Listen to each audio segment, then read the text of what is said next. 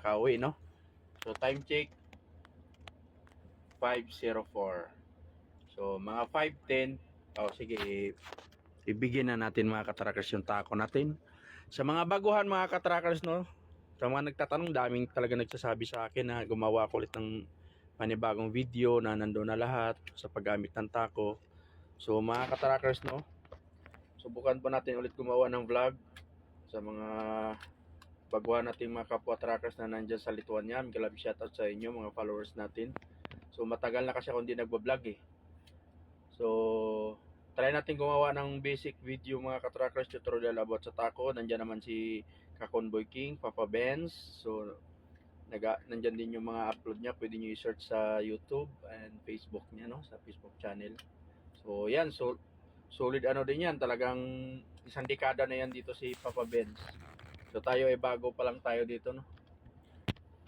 So salpak natin mga katrackers, no, yung tako natin, no, mga katrackers. Ganito lang gagawin natin sa mga bago nating kapwa trackers. Bago kayo mag salpak, kung gusto nyo i-change language, kagaya niyan. Sigurado ako, I'm sure ibang ano to, ibang lingwahe. So ayan, ibang lingwahe yan mga katrackers. So, pwede rin baguhin nyo mga katrackers, ilang hours na naka-rest yung truck. O, kita mo, alas 3 hours na naka-rest yung truck natin. So, ibig sabihin mga katrackers, yung kapalitan ko, minus 3, 4, 16, 15, alas 2 pa lang, o alauna pasado, umuwi na yung kapartner ko. Kasi, ay, 4 na oras na, mag-4 na oras, alauna pa lang pala siya, nakauwi na. Ganyan. So, yun mga katrackers, no, naka-rest na yung truck natin. Ayan, si Volvo. Volvo yung unit natin mga katrackers, no, Volvo. Modelo to. Volvo 500. So, ayan, no, na 3 hours na siya mga katrackers, no. So, sa mga kapwa ko trackers na mga baguhan pa lang, marami kasi talagang nag-PPM sa akin yung mga nakarating ng Lithuania. So, bago po kayo magsalpak, ganito lang po ang gagawin nyo kung gusto nyo ng English language para maintindihan nyo. Arrow up lang mga katrackers. 2 beses mula dyan, back mo ganyan, ganyan. Kahit anong back mo, ganyan na yan. Yun yung pinakamino niya. So, arrow up lang. 1, 2. So, hindi ko maintindihan yan. I-okay nyo na. Pak. Okay. So, German pala yun. So, hanapin nyo ngayon yung English. Arrow down lang. 1, 2. Basta hanapin nyo yung English. Then, okay. Entry stored. So, pag binak nyo yan, o yan, naka-English na yan mga katrackers. So, ayan, English na yan. So, English na yan. Kahit anong lingwahe yan, mga katrackers, doon sa mga nagtanong sa atin, na mga baguhan nakarating ng Czech Republic at Lithuania, ganito lang gawin nyo lagi. Kahit anong lingwahe yan, basta arrow up, 2 beses lang, then okay, then arrow down, hanapin nyo yung English, then okay. So, yun na mga katrackers. Kahit ganun mo yan mga katrackers, yan, kahit i-change language ko yan, o yan, hindi ko naintindihan yan, o ano yan, shumay. O kahit naka-shumay yan, so hindi ko alam kung anong lingwa yan, shumay na yan. Basta, arrow up lang 2 beses, 1, 2. Then okay. Then hanapin nyo ngayon yung English, arrow down o arrow up. So nakita ko naman kanina, mas mabilis dito sa arrow up kanina kasi nandyan na yung English. So arrow up tayo. O yan. Basta hanapin nyo lang, arrow down, arrow up, hanapin nyo lang yung English. So ngayon, isasalpa ko yung tako ko kasi Friday ngayon, I'm sure maaga na loaded yung trailer ko. Pero minsan, bihira lang ang matagal. So ganyan lang mga katrackers, no? So okay mo lang lagi to mga katrackers. So kanina, last tayo nagbunot ng tako, alas 3 tayo umuwi. So okay mo lang yan mga katrackers, wala ka nang iba gagawin, other works ha. Wala ka, para hindi ka maguluhan, i-okay mo lang ng i-okay yan kasi yan, ready to drive. Pagkatapos mo rin naman mga katrackers, kaya mo i-address workshop, ganyan mo lang oh. Ganun din ang labas niyan. So, kapag ganyan na nakasign, meron yan, ibig sabihin nakasalpak na yung tako natin, pero hindi pa po siya ready. So, ano pa yan siya, binabasa niya pa yung card natin, no? So, pag nagiging pinto na to dito, ibig sabihin, ready na yan to drive. So, yan, other works na natin yan. Pero, again mga katrackers, make sure po natin bago tayo magsalpak ng tako, nakapag-check po tayo sa truck natin nakatingin tayo sa gulong natin kung may problema or ilaw. So, yun ang pinaka-importante para maiwasan natin yung wasting time kapag may trouble yung truck natin, mayroong problema, then nakapagbigin ka na, so kinakaya na yung shift mo. Kasi once na nakapagbigin ka ng mga katrackers, ibig sabihin gumagana na yung working time mo or shift na tinatawag na 13 hours or 15 hours, so whatever kung anong meron ka pa.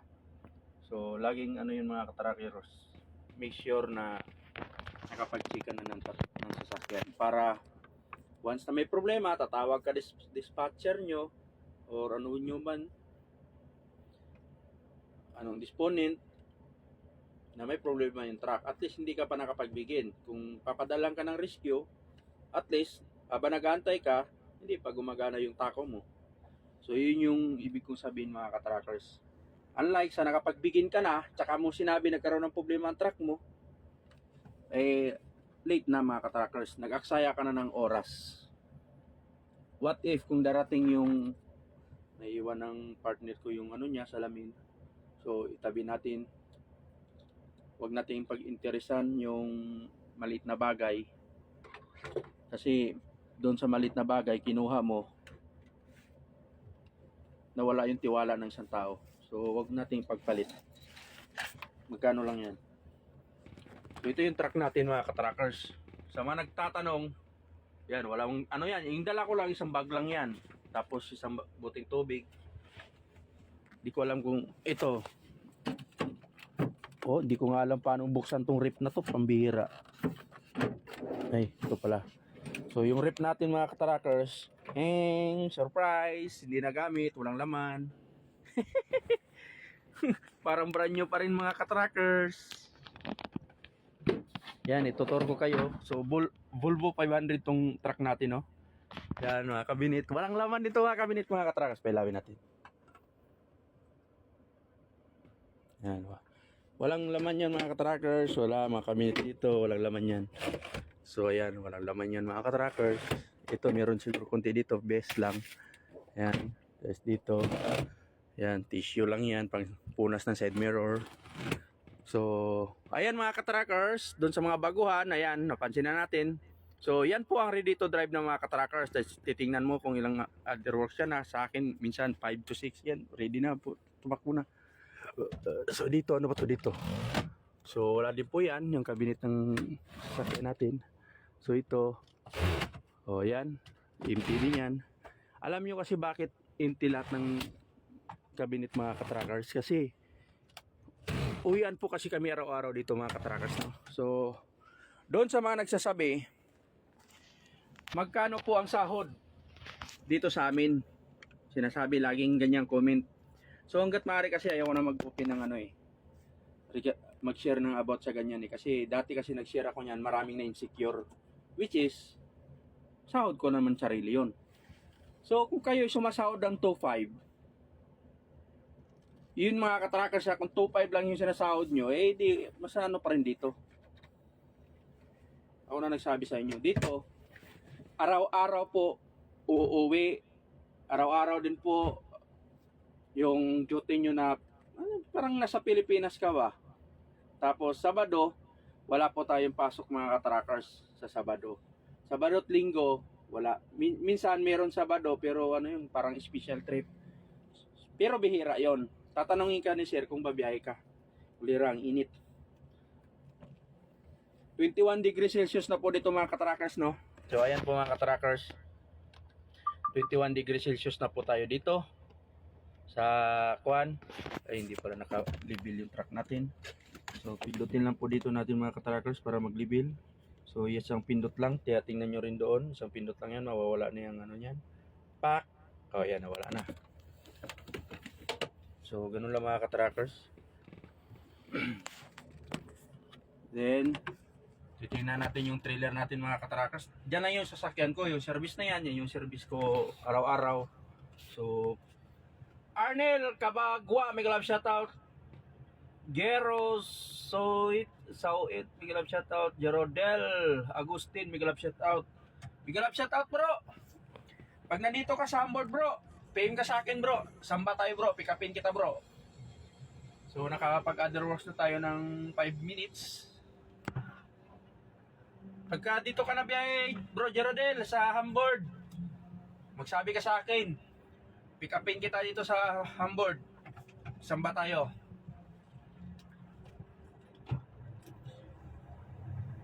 So, yan mga ka-trackers, titingnan natin kung loaded na tong ano ko. Yan, mga service ng ano yan, mga driver din dito. Yan, tapos dito lang iniiwan yung truck. So, yan. So, pipick upin ko ngayon mga ka-trackers yung trailer ko kung loaded na to. So, sa ngayon titingnan ko kasi kung minsan, pag Friday kasi, ang pinapakuha sa akin trailer ay number 49. So, which is number 48 palagi yung kinukuha kong trailer. Ito ang sa akin. So, titingnan natin mga ka-trackers, no? Ito yung daily routine ko dito mga ka-trackers. So, silipin natin.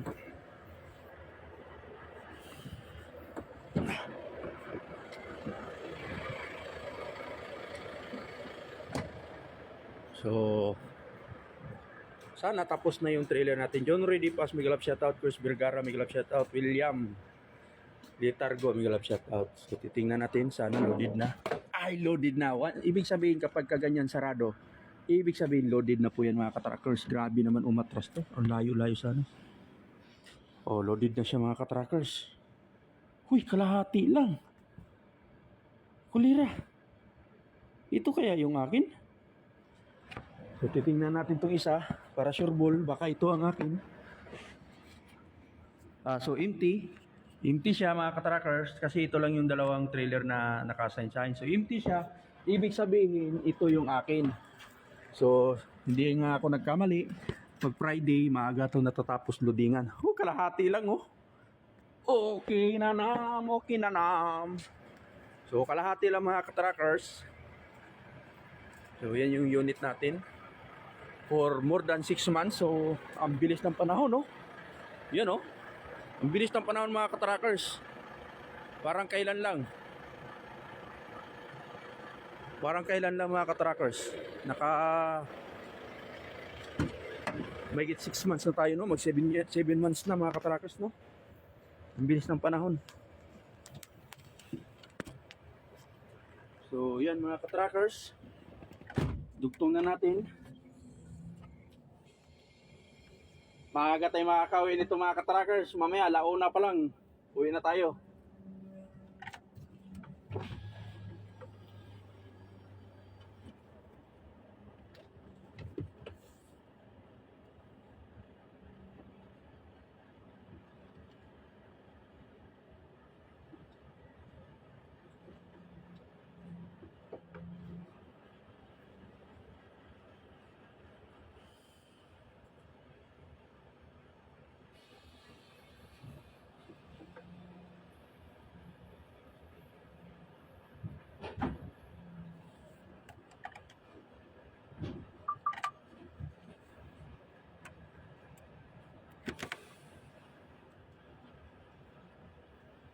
So yun mga ka-trackers, nadugtong na natin.